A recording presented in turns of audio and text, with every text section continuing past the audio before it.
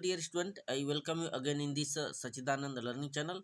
आइए हम लोग यूपी बोर्ड का जो पेपर हुआ मैथ का कक्षा 10वीं 2022 का, इस पेपर को चेक करते हैं कि आखिर किस प्रकार के क्वेश्चन इस बार यूपी बोर्ड में आए हुए थे 2022 के क्वेश्चन पेपर में, और इन क्वेश्चनों के हल को भी हम लोग समझेंगे। देखें, ये पूरा निर्देश दिया हुआ है हमें क्या करना है। किधर 70 नंबर का ये पेपर था आपका एग्जाम का यूपी बोर्ड। यहाँ से देखिए, पहला बहुविकल्पी क्वेश्चन दे रखा है। निम्नलिखित में से 4 विकल्प है, एक विकल्प सही है जिसका हल लिखना है आंसर सहित। अब यहाँ पर इस क्वेश्चन में दिया गया है लॉस की वैल्यू यहाँ पर दे रखा है 132 और 288 का 3166 होगा लॉस, यदि इसका गुणनखंड करके निकालेंगे तो। अब इसी संख्या का मौसा पूछ रहा है। मौसम में हम क्या करेंगे कि इसका अभाज्य गुणनखंड कर देंगे।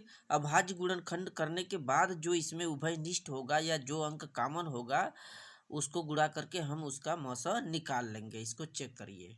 तो यहाँ पर जब 132 का भाज्य गुणनखंड करेंगे तो 2 गुणित 2 गुणित 11 गुणित 3 आएगा, और 288 का करेंगे तो 2 गुणित 2 गुणित 2 गुणित 2 गुणित 3 गुणित 3 आएगा भाज्य गुणनखंड। अब दोनों में हम लोग क्या करते हैं, जो उभयनिष्ठ है, जो कॉमन है, वही हमारा मौसा होता है। तो यहाँ पर देख रहे हैं ना कि 2 2 2 बार है, तो यानी कि 2 2 बार यहाँ पर उतार देना है आपको गुणा करके। अब यहाँ पर 3 एक एक बार कॉमन है, इसको भी उतार के गुणा कर दीजिए। 2 दूनी 4 3 12 इसका आंसर आएगा। फोर्थ विकल्प इस पेपर के अनुसार, फोर्थ विकल्प जो 12 दिया है ये राइट है। अगला क्वेश्चन देखिए, द्विघात समीकरण 3x² - 6x + 4 बराबर 0 का विविक्तकर पूछ रहा है। विविक्तकर का जो सूत्र होता है d बराबर b² - 4ac। देखिए, यहाँ पर हमने सॉल्व किया है। जब इसमें मान हम रखेंगे तो यहाँ पर b की वैल्यू इस क्वेश्चन में 6 दिया है -6, और 4 गुणित ए की वैल्यू 3 दिया है, सी की वैल्यू 4, सबका गुणा करेंगे और हल करेंगे तो 12 आएगा। इसमें थर्ड विकल्प राइट होगा -12। अगला क्वेश्चन देखिए, ग का बिंदुओं -4, 2 तथा बी बिंदु 5, 6 को जोड़ने वाले रेखाखंड के मध्य बिंदु का निर्देशांक यहाँ पर दे रखा है। देखिए, अल्फा बटे 8, 4 अल्फा का मान होगा। तो मध्य बिंदु के निर्देशांक का जनरली सूत्र हम रख देते हैं x1 धन x2 बटे 2, y1 धन y2 बटे 2। तो मध्य बिंदु के निर्देशांक का सूत्र रखेंगे, निर्देशांक बराबर x1 + x2 बटे 2, और निर्देशांक हमें उस सूत्र में दे रखा है अल्फा बटे 8, 4, यानी कि अल्फा बटे 8 पूछ रहा है शुरू में, तो इसी की वैल्यू हम रखते हैं x1 + x2। इसको मान लिया x1 है, ये x2 है, ठीक है। -4 x1 की वैल्यू x2 की वैल्यू 5 दे रखा है। जब इसको हम हल करके तिर्यक गुणा करेंगे तो अल्फा का मान 4 आएगा, यानी फोर्थ विकल्प इसमें राइट होगा। फोर्थ विकल्प राइट कर देंगे। फिर अगला क्वेश्चन यहाँ पर देखिए, त्रिभुज पी क्यू आर में पी क्यू की वैल्यू दे रखा है, पी आर की वैल्यू है, क्यू आर की वैल्यू है, कोण क्यू की वैल्यू पूछ रहा है। तो एक ऐसा त्रिभुज बनाइए पी क्यू आर, और पी क्यू आर में जो सबसे बड़ी भुजा 12 है इसका वर्ग करिए, फिर जो शेष छोटी दोनों भुजाएं हैं 6 करड़ी में 3 इसका वर्ग प्लस 6 का वर्ग, दोनों को जोड़िए। तो इसमें हम लोग क्या देखते हैं कि सबसे बड़ी भुजा का वर्ग निकाल लीजिए, फिर शेष दो छोटी भुजाओं के वर्गों का योग निकाल लीजिए। तो समकोण त्रिभुज की थ्योरी यही है कि सबसे बड़ी भुजा 12 का वर्ग किया 144, शेष 2 छोटी भुजाएं इनका वर्गों का योग किया तो ये भी 144 है। या बड़ी भुजा का वर्ग बराबर शेष 2 छोटी भुजाओं के वर्गों का योग। तो ऐसी कंडीशन में वो हमारा जो त्रिभुज होता है वो समकोणी होता है, यानी यहाँ पर जो कोण पूछ रहा था वो 90 अंश है। तो कोण क्यू की वैल्यू 90 अंश, यानी सेकेंड विकल्प इसमें राइट होगा। पहले का अंग देखे दिया cos थीटा बराबर साइन थीटा, तो थीटा की वैल्यू पूछ रहा था, ठीक है। अब देखिए यहाँ पर हम क्या करेंगे, थोड़ा पक्षांतर करेंगे। इसको हम क्या लिख सकते हैं, साइन थीटा बटे cos थीटा बराबर 1 भी लिख सकते हैं यहाँ पे। अब इसको हम लिख सकते हैं साइन थीटा बटे cos थीटा बराबर 1 कर सकते हैं, चूंकि तिरिया गुणा करेंगे तो यही वैल्यू आएगी। अब हम लोग जानते हैं tan थीटा बराबर क्या होता है, साइन बटे cos के। अब tan थीटा बराबर 1, अब tan थीटा किसका मान 1 होता है, tan 45 का। तो दोनों तरफ कंपैरिजन करेंगे तो थीटा की वैल्यू 45 अंश आएगा, अर्थात इसमें जो विकल्प सही होगा ये थर्ड वाला विकल्प इसमें राइट होगा, 45 अंश। अगला क्वेश्चन के, एक वृत्त का परिमाप वृत्त में परिधि को कहते हैं, और क्षेत्रफल दोनों बराबर है तो वृत्त की त्रिज्या, जाहिर सी बात है 2πr बराबर πr² करके काट दीजिए। 2πr बराबर πr² करके काटेंगे तो 2πr पाई से पाई कट जाएगा, एक आर से आर कटेगा, तो आर की वैल्यू 2 आएगा, 2 मात्रक। यही फर्स्ट विकल्प इसमें राइट होगा, ये पहला। फिर दूसरे का क देखिए, के का मान पूछ रहा था, द्विघात समीकरण आपके सामने है, मूल समान है, ऐसी कंडीशन में हम क्या लगाते हैं, बी स्क्वायर माइनस 4ac बराबर 0 करते हैं। अब यहाँ पे ए की वैल्यू के है, बी की वैल्यू 20 है, सी की वैल्यू 25 है, बस उस सूत्र में मान रख देते हैं हम। विविक्त कर बी स्क्वायर माइनस 4ac में जैसे ही हमने मान रखा बी की वैल्यू 20 है, फिर ए की वैल्यू यहाँ पर के है, सी की वैल्यू 25 है, अब इसको गुणा करके काटने पर 4 आएगा के की वैल्यू। दूसरे का ख देखिए, अब यहाँ पर एक त्रिभुज बनाया, समरूप त्रिभुज। अब डी समांतर बीसी के समांतर रूप में हम लोग क्या जानते हैं, छोटी भुजा बटे ये, चूंकि छोटी भुजा बटे बड़ी बराबर छोटी बटे बड़ी, यानी कि समान अनुपात में काटती है। और इस क्वेश्चन के मुताबिक हो जाएगा ए डी बटे बी डी बराबर ए ई बटे सी ई। इसकी वैल्यू हम रख करके हमें पूछ रहा है ए डी का मान, ऊपर वाले ए डी की वैल्यू, और इसका मान अलग अलग दे रखा है, हमने रख दिया। ए ई की वैल्यू 2.7, सी की वैल्यू 8.1, डी बी की वैल्यू 10.8 दिया है। अब इसके संगत ये दिया है, तो हम क्या रखेंगे सूत्र, ए डी बटे बी डी बराबर ए ई बटे सी ई। अब मान रखकर त्रिय गुणा करके हल करेंगे तो ए डी की वैल्यू 3.6 सेंटीमीटर। दूसरे का ग देखे, कोसेक थीटा की वैल्यू दिया है, काट थीटा की वैल्यू पूछ रहा है। हम लोग सूत्र जानते हैं ना, 1 बटे काट वर्ग थीटा बराबर कोसेक वर्ग थीटा की। जस्ट इसी सूत्र में हम वैल्यू रख करके इसको सॉल्व कर लेते हैं। 13/5 दिया है कोसेक की वैल्यू, इसका वर्ग करेंगे, वर्ग करके इसको पक्षांतर करके हम यहाँ पर इसका वर्गमूल निकाल रहे हैं 144/25 का, जो कि 12/5 इसका आंसर आएगा। आगे बढ़ते हैं। देखिए दूसरे का घ दिया, 8 सेंटीमीटर त्रिज्या वाली धातु के एक ठोस गोलाकार गेंद को पिघला करके 8 समान छोटी आकार की ठोस गेंदें बनाएंगे, प्रत्येक नई गेंद की त्रिज्या ज्ञात कीजिए। तो बड़ी गेंद को पिघला करके, यहाँ पर देखिए बड़ी गेंद को पिघला करके छोटी गेंदें बनाई जा रही है, तो छोटी नई गेंदों की त्रिज्याएं पूछा जा रहा है। यहाँ पर हम क्या करेंगे, दोनों के आयतन को हम समतुल्य कर देंगे।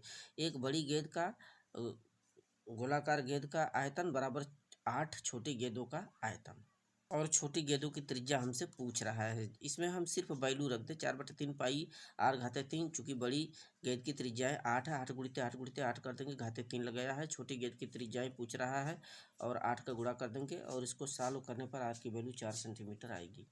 अगला क्वेश्चन देखिए कि सिद्ध कीजिए कि 2 माइनस करने में 5 एक अपरिमेय संख्या है। इसमें हम क्या करेंगे, इसको मान लेंगे कि माना कि यह अपरिमेय संख्या नहीं बल्कि परिमेय है। परिमेय मान करके इसको P/Q के रूप में इसको सॉल्व करते करते हम एक पाएंगे कि चूंकि एक परिमेय और अपरिमेय दोनों समतुल्य हो नहीं सकते, अतः यह क्या होगा, एक परिमेय संख्या और एक अपरिमेय संख्या दोनों बराबर होगा नहीं, अतः यह अपरिमेय संख्या होना चाहिए।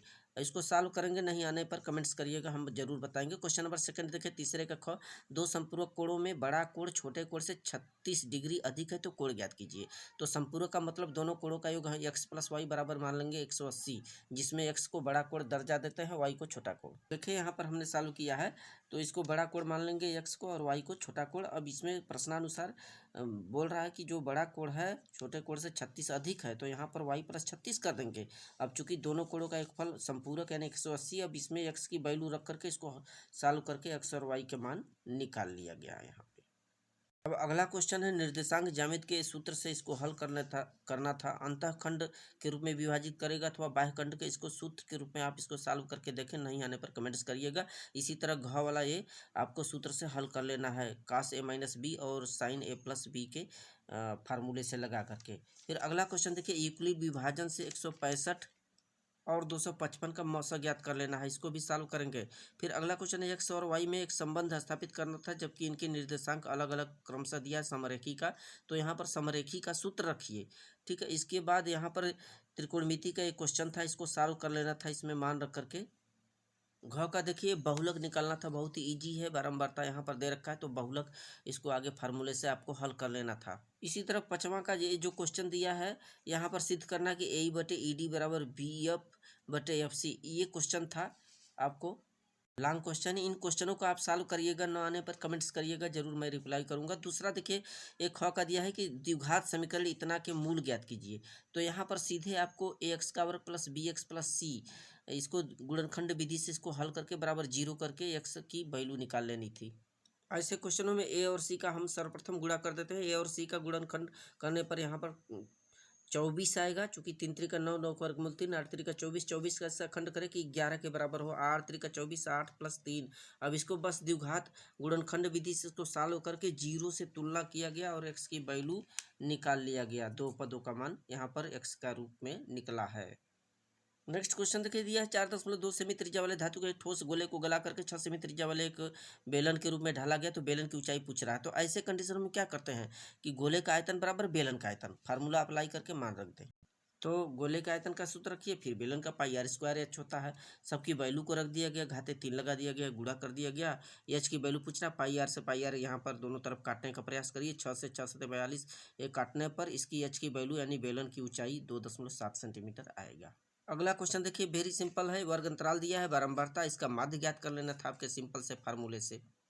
क्वेश्चन नंबर 6 का क देखें, निम्नलिखित में इस समीकरण को हल करना था। इस युग में समीकरण को हल करना था, 4 नंबर का आया हुआ है। बस इसमें हम क्या करेंगे, x के पद दोनों समीकरणों में x का पद यदि समान है तो y के पद को यानी कि ऊपर यदि यहाँ पे देख रहे हैं ना, भिन्न का मान भिन्न में हर यदि बराबर है x तो किसी एक को, चाहे x के पद को चाहे y के पद को बराबर करके इसको काट कर हल कर लेना था।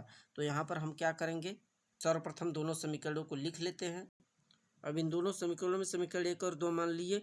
अब इसके बाद हम क्या करते हैं कि किसी एक के मान को बराबर करना पड़ेगा, x के पद को अथवा y के पद को। जैसे x के पद को बराबर करना है तो ऊपर देखिए अंश 3 है, यहाँ 4 है। अब बराबर करने के लिए हमें बस कुछ नहीं करना है, इसमें 4 का गुणा, इसमें 3 का उल्टा करके गुणा करना है। यदि 5 और 2 को बराबर करना था तो ऊपर 5 का नीचे 2 का करते, लेकिन हमें x के पद को बराबर करना है, इसलिए ऊपर 4 का करिए और नीचे 3 का, सब पदों में गुणा करना पड़ेगा दोनों पक्षों में। जब ऐसा करते हैं तो समीकरण 3 और 4 प्राप्त होता है, फिर घटाने पर 1 कट जाएगा।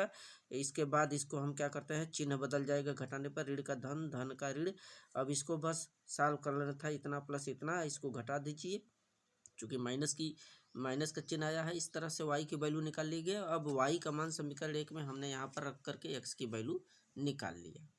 क्वेश्चन नंबर 6 का ख देखे, यहाँ पे ऊंचाई दूरी से संबंधित सवाल पूछ रहा है आपसे। अवनमन कोण क्रमशः दे रखा है, इसको चित्र बना करके लगाने का प्रयास करिए, न आने पर कमेंट्स करिएगा। अब घ का देखिए, यहाँ पर चतुर्थांश दे रखा है ये।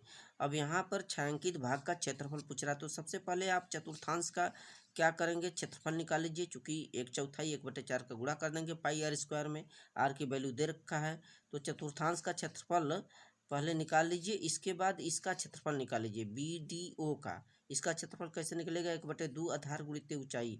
आधार कितना है 3.5 है, ये ऊंचाई दिया है 2, 1/2 आधार गुणित ऊंचाई करके अब इसका क्षेत्रफल और प्लस पूरे का क्षेत्रफल, पूरे क्षेत्रफल में से इसका घटा दीजिए BDO का, निकल जाएगा इस छायांकित भाग का क्षेत्रफल। अगला क्वेश्चन देखिए, ये भी फार्मूले पर आधारित है। आपके बारंबारताओं का योग दे रखा है और माध्यक दे रखा है, तो उसका जब फार्मूला रखेंगे और x और y की वैल्यू निकालने का प्रयास करेंगे। क्वेश्चन नंबर 7वां का है, दो वर्गों के क्षेत्रफलों का योग आपको दे रखा है, उनके परिमापों का अंतर 16 मीटर हो तो दोनों के वर्गों की भुजाएं ज्ञात करनी थी। तो इस क्वेश्चन के लिए आपको मान लेना होगा, माना कि एक वर्ग की भुजा है a सेंटीमीटर, दूसरे का मान लीजिए मीटर में दिया है तो मीटर में a मीटर और दूसरे का मान लीजिए b मीटर। तो a² प्लस b² बराबर 400 समीकरण नंबर 1, और दूसरा 4a माइनस 4b बराबर 16। चूँकि परिमाप वर्ग का परिमाप गुणित 4 गुणित भुजा होता है, परिमाप बराबर 4 गुणित भुजा, 4a माइनस 4b बराबर 16, और उसको कामन ले लेंगे, 4 से काट देंगे दोनों तरफ, तो a माइनस b बराबर 4 आएगा। समीकरण नंबर 2, a माइनस b बराबर 4, तो a बराबर क्या हो जाएगा 4 प्लस b। अब a की वैल्यू समीकरण 1 में रख करके इसको द्विघात समीकरण से हल कर लें। अथवा में दिया था भिन्न मान लेंगे, माना कि वह भिन्न x/y है, x अंश है, y क्या है हर। अब उसमें अलग अलग निकालिए, भिन्न 1/3 हो जाता है जब उसके अंश में 1 जोड़ दिया जाए, और वह 1/4 हो जाता है जब इसके हर में से 1 घटा दिया जाए। तो इस क्वेश्चन में क्या करेंगे, आप सर्वप्रथम मान रख दीजिए, माना कि वह भिन्न x/y है, x अंश है और y हर है। अब प्रश्नानुसार क्या कह रहा है कि यदि उसके अंश में 1 जोड़ दे तो 1/3 हो जाता है, पहले प्रश्नानुसार। फिर दूसरे अनुसार हल करके इसको समीकरण बना ले। जैसे देखिए यहाँ पर हमने बनाया है, ये पहले प्रश्नानुसार कह रहा है कि यदि अंश में एक जोड़ दे, अंश में ऊपर केवल 1 जोड़ दे तो बराबर 1/3 हो जाता है, हर में कुछ नहीं करना है। और दूसरा कह रहा है कि यदि अंश हर में 1 घटा दे तो 1/4 हो जाता है। समीकरण 1 और 2 को हम क्या करेंगे, इनको हल करेंगे। समीकरण 1 से यहाँ पर देखिए एक को लिखने के बाद इसको तिरिया गुणा करके हल करेंगे, समीकरण नंबर 3 बन गया। फिर समीकरण नंबर 2 से देखेंगे, इसको सॉल्व करेंगे तो अगला को ये समीकरण प्राप्त होगा, इसको 4 मान लें। अब 3 और 4 को हम जनरली हल कर लें, जैसे हम लोग समीकरण हल करते हैं। घटाने पर वाई वाई कट जाएगा, चूंकि ऋण का धन, धन का ऋण, यहाँ पर ऋण का धन। अब इसको सॉल्व करेंगे, सॉल्व करने के बाद एक्स की वैल्यू निकल गया। अब इस एक्स की वैल्यू चाहे 3 में रख दे, 4 या फिर 4 में रख दे, वाई की वैल्यू निकल गया। तो वाई का मान 9 आया, एक्स की वैल्यू 2, अतः हुआ भिन्न हमारा क्या हो गया, 2/9। अगला क्वेश्चन देखिए, यहाँ पर 4 सेमी त्रिज्या के एक वृत्त में 5 सेमी त्रिज्या के समकेंद्रीय वृत्त के किसी बिंदु से स्पर्श रेखा की रचना करना है और उसकी लंबाई भी ज्ञात करना है। अथवा 5 सेमी, 6 सेमी और 7 सेमी भुजा वाले एक त्रिभुज की रचना करना है, फिर इसके समरूप एक अन्य त्रिभुज की भी रचना करना है जो दी हुई त्रिभुज की संगत भुजाओं का 3/4 गुनी हो। इसको आप प्रयास करेंगे। So thanks.